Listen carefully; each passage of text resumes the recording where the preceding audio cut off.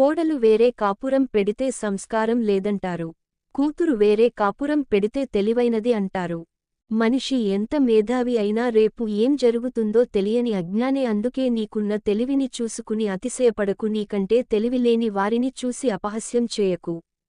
ఎవరికోసం ఏదీ ఆగదు. కాలం ఎప్పుడూ ఒకేలా సాగదు. నీవుంటే నీతో పాటు నడుస్తుంది, లేకుంటే ఇంకొకరితో నడుస్తుంది. కష్టాలు వస్తే కన్నీళ్లు వదులుకో, తప్పులేదు, కానీ క్యారెక్టర్ వదులుకోకు. నిందలు వస్తున్నాయని, నీతిని బాధలు ఎక్కువయ్యాయని, బాధ్యతలను శత్రువులు పెరిగారని నిజాయితీని వదిలి బ్రతకడం కంటే మరణం మేలు. జననానికి మరణానికి ఒక సమయం ఉన్నట్టే మన జీవితంలో జరిగే ప్రతి దానికి ఒక సమయం రాసిపెట్టి ఉంటుంది. అది రానిదే మనం ఎంత ఆరాటపడినా ప్రయోజనం ఉండదు. వయసును బట్టి మారతారు అనేది తెలిసిన సత్యం. అవకాశాన్ని బట్టి మారతారు అనేది తెలుసుకోవలసిన సత్యం. దేవుని కష్టాల్ని ఇచ్చేది నిన్ను బాధ పెట్టడానికి కాదు. ఎంతమంది నీతో నిజాయితీగా ఉన్నారు, ఎంతమంది నటిస్తున్నారు అని నీకు తెలియజేయడానికి మాత్రమే. మనం చేసే పనిని ఎవరూ విమర్శించకుండా ఉండాలంటే ఆ పనిని ఎప్పటికీ చేయలేము. ఆశను ఎన్నడూ విడనాడకు. జీవితంలో నిన్ను నిలిపేది అది ఒక్కటే. లోకంలో నిన్ను అర్థం చేసుకునే వాళ్ళు ఎవరూ ఉండరు. నువ్వే అందరికీ అర్థమయ్యేలా ఉండాలి. ఇది నిజం. కాస్తంత ఓపిక పడితే జీవితం మనకు చాలా పాఠాలు నేర్పుతుంది. ఓర్పు ఓటమి ఎరగదు. సహనంతో సాధ్యం కానిది ఏదీ లేదు. ఈ రెండు ఉన్నవాళ్లు జీవితంలో ఓడిపోరు. హద్దుకు మించి ఆశ పడినవి దొరికినా దానిని అనుభవించలేవని గ్రహించు. జీవితంలో అబద్ధం చెప్పే వాళ్లనైనా నమ్మొచ్చు, కానీ అబద్ధం చెప్పి ఇదే నిజమని నమ్మించే వారిని మాత్రం జీవితంలో క్షమించవద్దు. పాపాలు చేసి దేవుళ్లకు దీపాలు పెడితే చేసిన పాపం ఎక్కడికి పోదు. కర్మఫలం ఎవరిని వదిలిపెట్టదు. గుర్తుపెట్టుకో. మనిషి ఎప్పుడూ ధైర్యంగా ఉండాలి. కష్టమైనా సంతోషమైనా నవ్వుతూ ఉండాలి. అప్పుడే జీవితం అంటే భయం ఉండదు. భవిష్యత్తు అంటే బాధ ఉండదు. వర్షం కురిసిన తర్వాతే ప్రకృతి మరింత అందంగా కనిపిస్తుంది. జీవితం కూడా అంతే. సమస్యలు, కష్టాలు దాటిన తర్వాతే జీవితం సంతోషంగా ఉంటుంది. ఇప్పటి కాలంలో ఒక మనిషి మరో మనిషితో మాట్లాడడానికి రెండే కారణాలు అవసరం: టైం పాస్.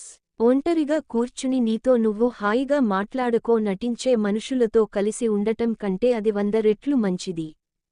అందరూ ఉన్నచోట నీవు లేని లోటు కనపడడమే నీ వ్యక్తిత్వానికి నిజమైన గుర్తింపు.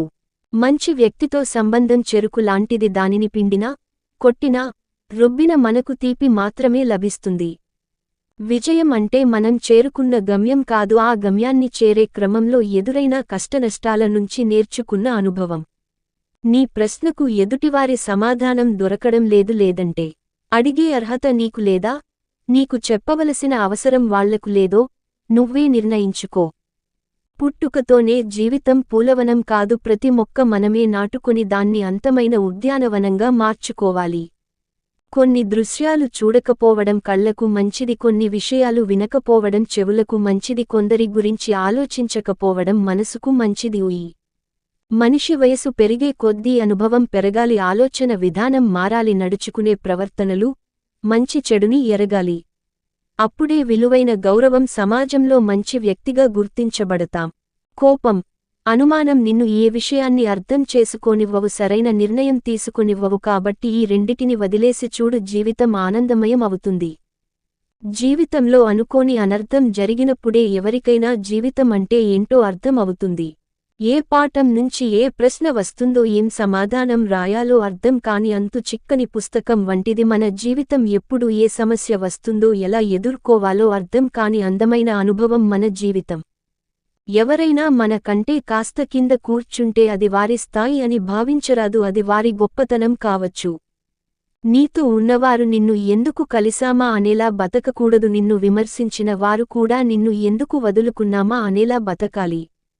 ఆనందంగా ఉన్న చోటుకు మనం వెళ్లడం కాదు, మనం ఉన్నచోటునే ఆనందాన్ని సృష్టించుకోవాలి.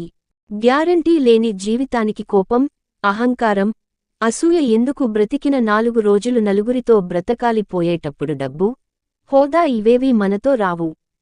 కాలగమనంలో ప్రతి వారి వ్యక్తిత్వం పరీక్షించబడుతుంది. నిలబడి నెగ్గిన వారు రాజమార్గంలో గమ్యం చేరతారు. తప్పించుకో చూసి పక్కదారి పట్టిన వారు కొంత దూరం పోయాక దారి లేక అర్ధాంతరంగా ఆగిపోతారు. జీవితంలో మంచి రోజులు చూడాలంటే కొన్ని చెడ్డ రోజులను తప్పక దాటాలి.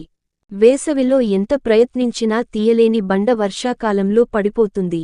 జీవితంలో ఓపిక ఉంటే అన్నీ సాధించవచ్చు. సహనం మన బలం, బలహీనత కాదు.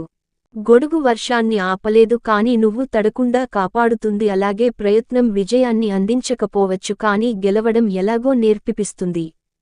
స్వార్థపరుడు గురించి అవగాహన అతను మన దగ్గరికి వచ్చిన తర్వాత వస్తుంది. నిస్వార్థ వ్యక్తిని గ్రహించడం అతనిని కోల్పోయిన తర్వాత వస్తుంది. అది ఒక్క నాణం. దాన్ని గుడిలోపల పెడితే దక్షిణ, అదే గుడి బయట పెడితే భిక్ష. జీవితంలో ఎప్పుడూ మన అంతరాత్మ మనల్ని మందలించే పనులు చేయకూడదు. రోజులు ఎప్పుడూ ఒకేలా ఉంటాయని అనుకుంటాం. కానీ నమ్మిన మనిషిలో మరో కోణం కనిపించినప్పుడు కాలం కూడా కొత్తగా కనిపిస్తుంది. వేదం చదివితే ధర్మం తెలుస్తుంది. వైద్యం చదివితే రోగం తెలుస్తుంది. గణితం చదివితే లెక్క తెలుస్తుంది. లోకం చదివితే బ్రతకడం తెలుస్తుంది. జీవితంలో తెలుసుకోవలసిన ముఖ్య విషయానికి ఏంటంటే మన సమయం వచ్చేవరకు ఇతరులు కలిగించే నొప్పిని భరించాల్సి ఉంటుంది అని. మనుషులు సంతోషంగా బ్రతకటం మానేసి ఆర్భాటంగా బ్రతకడానికి ఇష్టపడుతున్నారు. మనకు ఉన్నదానితో వచ్చేది సంతోషం. మనకు ఉంది కదా అనుకుంటే వచ్చేది ఆర్పాటం. ప్రపంచంలో నీవు ఏ స్థితిలో ఉన్నా నిన్ను సంతోషపెట్టే వ్యక్తి ఒకరున్నారు. అదే నీ అంతరాత్మ. ఒకరి జీవితం ఒకరికి ఈజీగానే ఉంటుంది కాని ఎవరి జీవితం వారికి కష్టంగా ఉంటుంది. కళ్ళ ఎదుట ఉన్న సత్యాన్ని చూస్తూ నిజమేంటో తెలిసి కూడా అబద్ధాన్ని నమ్మడమే నిజమైన పిచ్చితనం. వ్యక్తులు చాలా సందర్భాల్లో చెడ్డవారి సాంగత్యంలో మంచివారి మీద ప్రతీకారం తీర్చుకుంటారు. వింటున్నారు కదా అని కథలు చెప్పకండి. నమ్ముతున్నారు కదా అని నాటకాలు ఆడకండి. ఏదో ఒకరోజు నిజాలు తెలిసి వాళ్ళు దూరమయ్యాక వినేవారు లేక నమ్మేవారు కనపడక ఒంటరిగా మిగిలిపోతారు. గుణమనేది గుండెల్లో ఉంటుంది కానీ చూసేవారి చూపుల్లో కాదు. బార్లో కూర్చున్న ప్రతివాడు తాగుబోతు కానట్టే గుడిలో కూర్చున్న ప్రతివాడు భక్తుడు కాలేడు. బంధాలను కలుపుకోవడమే కాదు, వాటిని నిలుపుకోవడం కూడా చేతకాదు కొందరికి. ఒకరి నమ్మకంతో నీకు పనిలేదు. నిన్ను నువ్వు నమ్ముకుంటే మహాసముద్రాన్ని కూడా దాటగల శక్తి ఈ నమ్మకమే నీకు ఇస్తుంది. ఎదుటివాడికి నువ్వు ఎంత అర్థమయ్యావు అనేదానికంటే ఎదుటివాడు నీకెంత అర్థమయ్యాడు అనే దానిమీద నీ జీవితం ఆధారపడి ఉంటుంది.